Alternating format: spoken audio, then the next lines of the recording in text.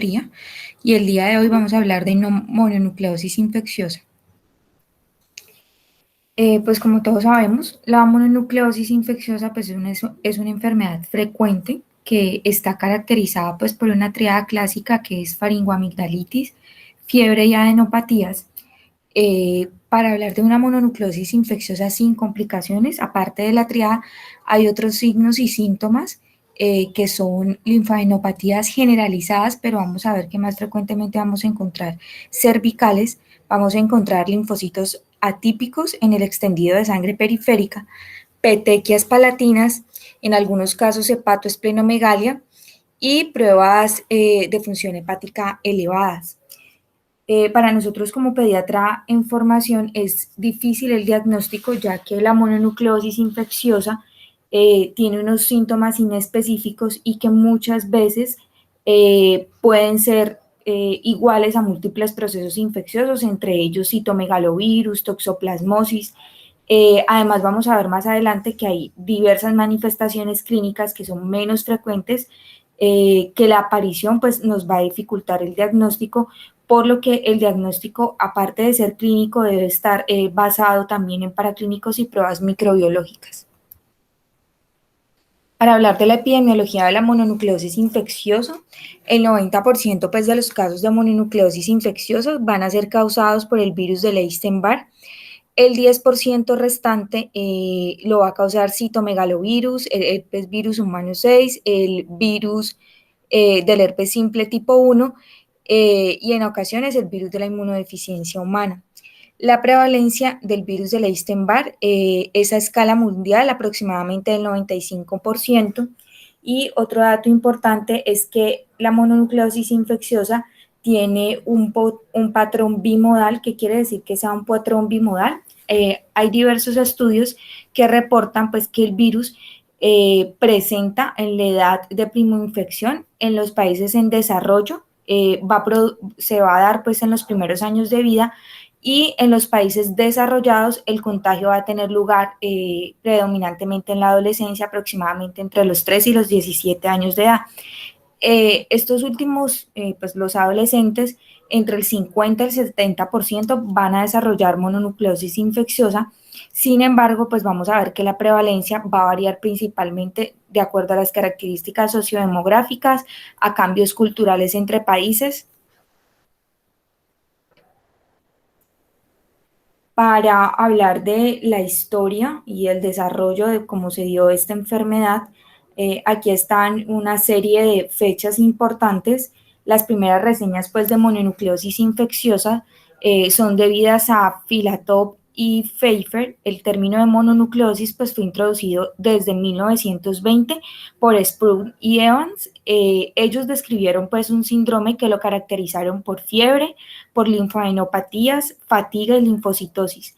Más adelante, en 1932, Paul y Bunnell descubrieron pues, que el suero de estos pacientes con mononucleosis infecciosa iba a causar aglutinación de los eritrocitos de cordero, siendo pues su anticuerpo heterófilo la base diagnóstica serológica. En 1968, finalmente, Gelner demostró que el virus de Epstein-Barr era el agente etiológico de la mononucleosis infecciosa con anticuerpos heterófilos positivos.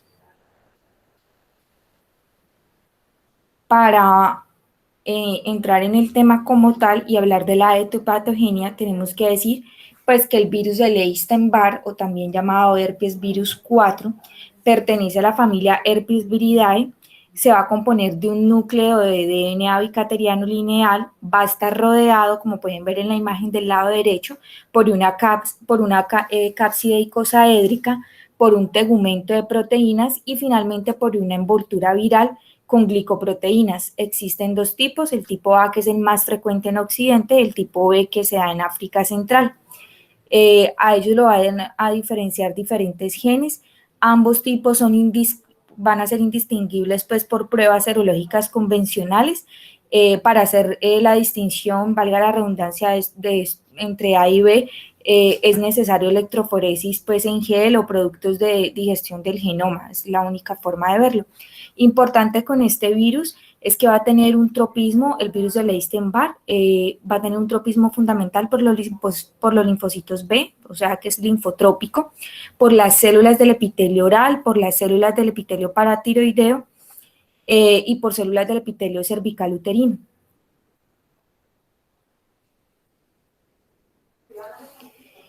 Fisiopatológicamente, el reservorio de este virus en hombres está en las glándulas salivales, en secreciones orales o contacto sexual, y vamos a ver que sobrevive poco fuera de las secreciones.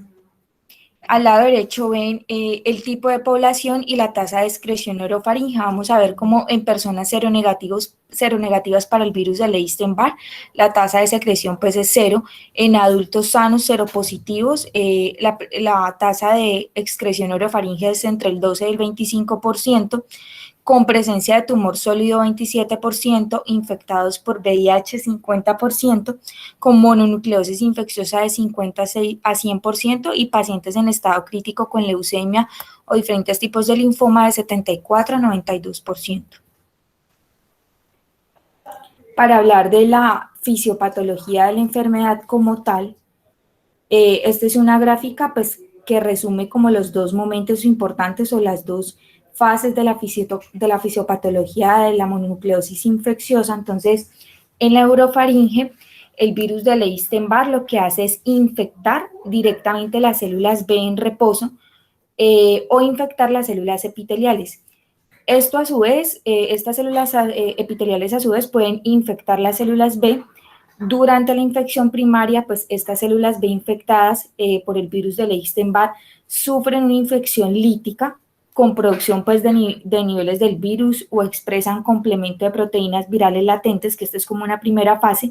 Hay unas células que se mantienen bajo control, esto lo hacen tanto las células natural killer como las células T citotóxicas, y finalmente el virus de Epstein-Barr pues, está presente en la sangre periférica, en las células B de memoria, latentemente infectadas que van a expresar pues después la proteína de membrana latente y posiblemente pues el antígeno nuclear que los vamos a ver más particular pues la clasificación más adelante, y algunas células con infección latente se someten pues a una replicación lítica en la orofaringe y esto me va a dar lugar pues a producción del virus y a desprendimiento pues continuo del virus en la saliva o a la infección pues, de las células epiteliales con liberación continua del virus.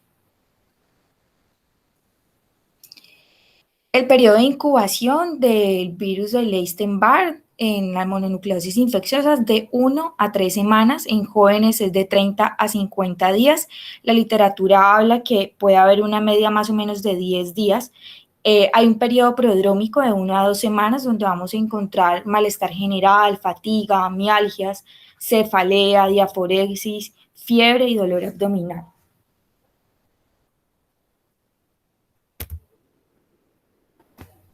Para hablar de las manifestaciones clínicas como tal, la mononucleosis infecciosa pues se va a caracterizar por la presencia predominantemente de fiebre, de faringoamigdalitis y adenopatías, que como dije anteriormente es la triada clásica.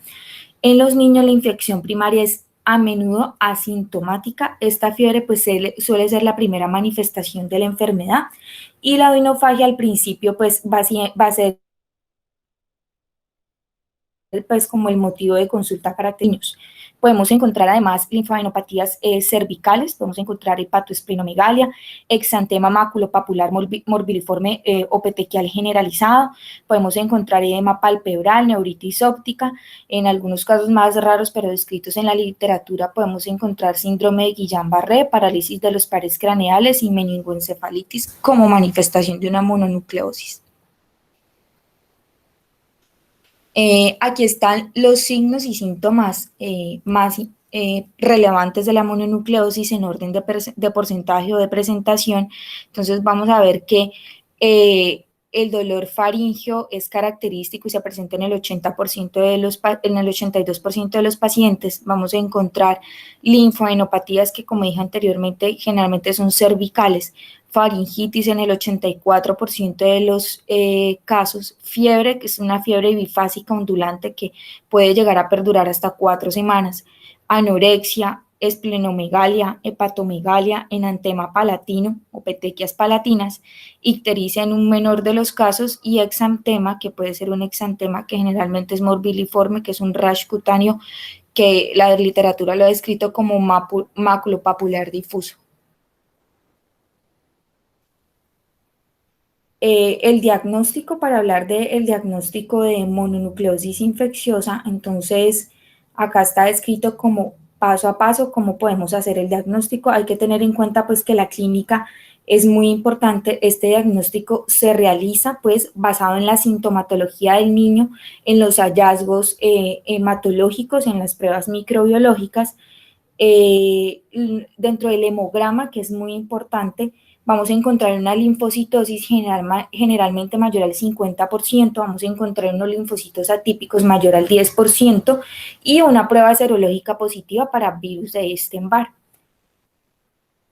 Para empezar a hablar de las pruebas, bueno, antes de hablar de las pruebas serológicas, como en la mayoría de enfermedades infecciosas, es posible hacer un cultivo de virus de Epstein-Barr en las secreciones orofaringeas o en los linfocitos pues, circulantes, pero vamos a ver que su positividad, si yo hago un cultivo en mononucleosis infecciosa, no asegura infección aguda, porque el virus pues, puede cultivarse también en la orofaringe de personas sanas, entonces pues no me da como un estadio de la enfermedad. Vamos a disponer de un amplio espectro de pruebas de laboratorio pues, para el diagnóstico de virus de Epstein-Barr. Entonces, vamos a contar con dos tipos de pruebas. Las primeras son unas pruebas inespecíficas para la detección de anticuerpos heterófilos y las segundas pruebas son la detección de anticuerpos específicos. Entonces, cuando hablamos de pruebas inespecíficas para la detección de anticuerpos heterófilos, hablamos de dos pruebas fundamentalmente, la prueba de Paul Bunel y del Monotex. Entonces, la prueba de Paul Bunel es un test, es el test más específico que hay, 100% específico. La literatura habla de una especificidad, de una sensibilidad, perdón, alrededor del 85% para el diagnóstico de virus de Epstein-Barr. ¿Qué es lo que hace esta prueba? Me va a detectar esta prueba de Paul Bunel inmunoglobulinas IgM que van a ser pues producidas por la infección por virus de Epstein-Barr, que estas inmunoglobulinas lo que van a hacer es reaccionar de forma cruzada con los antígenos que están presentes en la superficie pues, del eritrocito de diferentes especies, han descrito caballos, ovejas, bovinos, y van a producir una aglutinación. Finalmente, pues el resultado es una dilución que produce pues la aglutinación de los eritrocitos de carnero, pues al ponerlos en contacto con el suero del niño enfermo. En la actualidad también disponemos del Monotex. Entonces, pero vamos a ver que el Monotex tiene unas características bien importantes. La especificidad del Monotex es del 85% al 97% en niños mayores para la detección pues, de anticuerpos heterófilos, como la aglutinación pues, en porta que utiliza partículas de látex. El porcentaje de positividad me va a variar según la edad. Entonces vamos a ver que aquí sí es determinante la edad. Es raro un monotex positivo antes de los 3 años, entre los 3 y los 10 años son positivos en el 50% y en los niños mayores de 10 años los anticuerpos son positivos pues en más del 90% de los casos. Las segundas pruebas que tengo disponibles son las detección de anticuerpos específicos. Entonces, para hablar de ello decimos que se deben realizar estas pruebas de detección en enfermos que tengan, en niños pues enfermos que tengan una clínica que me sugiera una mononucleosis infecciosa, que tengan anticuerpos heterófilos negativos o para confirmar pues si han tenido una infección previa. Esta serología específica de anticuerpos virales, sean IgG o IgM, lo que va a hacer es que van a reaccionar pues frente a los complejos. Hay 3 pues tipos de antígenos, entonces estos antígenos son los anticuerpos frente al antígeno de la cápside viral, el antígeno precoz y el antígeno nuclear del virus de Epstein-Barr. Son estos 3 tipos de antígenos los que vamos a identificar. La prueba de anticuerpos, aquí coloqué datos pues como recientes que encontré sobre el Monotex. La prueba de anticuerpos heterófilos Monotex, alrededor del 85% de los pacientes con virus de Epstein-Barr relacionados con mononucleosis infecciosa tendrán una prueba de anticuerpos heterófilos positiva, que vemos que va muy subyugada a la edad. La cantidad de anticuerpos heterófilos puede no estar por encima del límite de detección en la primera semana de síntomas, por eso es importante también el tiempo en el que yo mando el Monotex. Este fenómeno puede dar lugar a una tasa de falsos negativos alrededor del 25% pues en este periodo. Alrededor del 10% de los pacientes con mononucleosis infecciosa son constantemente heterófilos negativos, y en estos casos, pues la prueba de anticuerpos, como le dije anteriormente, IgG e IgM del antígeno de cápside tiene valor diagnóstico en la fase aguda. Las pruebas adicionales de anticuerpos del antígeno nuclear del virus del Epstein-Barr pueden ayudar pues a distinguir entre infección aguda e infección pasada. Este es un cuadro diagnóstico del estado clínico según los resultados y una gráfica como se comportan los diferentes antígenos. Entonces, aquí hablamos de susceptibilidad, de infección primaria, de infección crónica y de infección pasada. Entonces, vemos cómo el virus o sea, están ubicados los tres tipos de antígenos y anticuerpos. Entonces, vemos que un paciente susceptible es un paciente que tiene el BCA negativo, el BCA, tanto IgG como IgM negativo, el anticuerpo contra antígeno nuclear también está negativo, y el anticuerpo contra el antígeno precoz también está negativo. Para hablar exactamente pues de una infección primaria, tiene que estar el anticuerpo frente al antígeno de la cápside viral IgM e IgG, el IgM positivo, el IgG lo podemos encontrar positivo o negativo, el antígeno nuclear para el virus del Epstein-Barr negativo, el antígeno precoz puede estar positivo o negativo, y ellos se van a comportar en el tiempo de diferente manera. Entonces, al lado derecho vemos el comportamiento según el tipo de anticuerpo. Entonces, ellos van a tener un pico según los días. Este algoritmo es el algoritmo de manejo que tenemos para mononucleosis infecciosa. Entonces, ante el escenario de un paciente con fiebre, adenopatías y faringoamigdalitis, si tenemos sospecha de que sea una mononucleosis infecciosa, debemos mandar pruebas analíticas, una serología IgG-IgM capsular para el virus del Epstein-Barr, una carga viral si la tenemos disponible para el virus del Epstein-Barr, y pruebas de función hepática. Si la serología es positiva, pues el paciente tiene mononucleosis.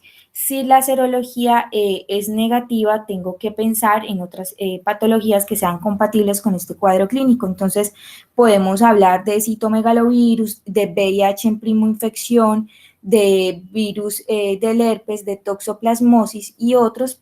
Podemos encontrar también hepatitis viral aguda, rubeola, brucelosis, reacción a fármacos. Es importante ver la estabilidad de este paciente, que no vaya a tener obstrucción de la vía aérea alta, que tenga imposibilidad para la deglución, que tenga una afección grave del estado pues, general, toca derivarlo pues, a un centro de mayor complejidad. El tratamiento, definitivamente no hay un tratamiento farmacológico para la mononucleosis. El tratamiento en este momento, lo describe la literatura, es un tratamiento sintomático. Entonces, analgésicos y antipiréticos, acetaminofén por menos efectos adversos. Podemos administrar también AINES, anestésicos tópicos para la odinofagia y permitir que el niño tenga pues una mejor tolerancia a la vía oral, reposo e hidratación, y evitar deportes de contacto, porque como vamos a ver, pues en algunos casos se pueden desarrollar complicaciones, y el deporte de contacto pues puede aumentar el riesgo de estas. Dentro de las complicaciones más comunes que tenemos hemorragia esplénica subcapsular o ruptura esplénica, que es rara pero se ha descrito en la literatura. Podemos encontrar anemia hemolítica y trombocitopenia.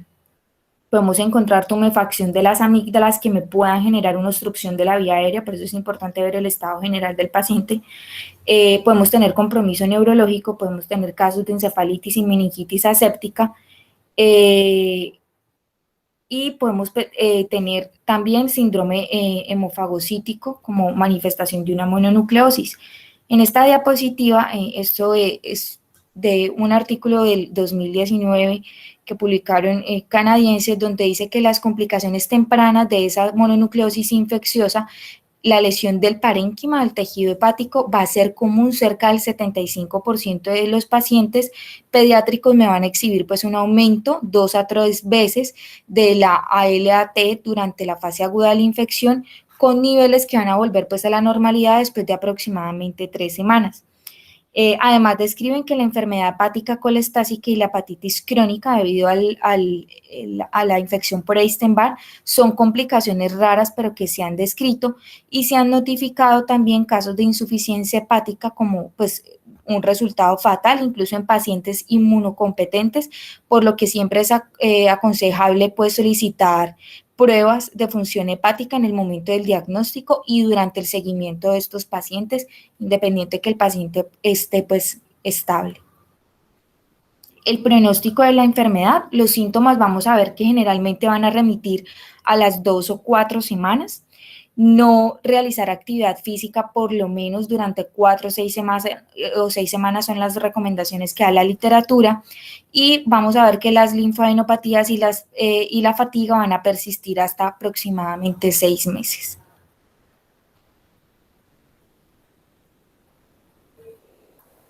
Y ya, no sé si tienen alguna pregunta o...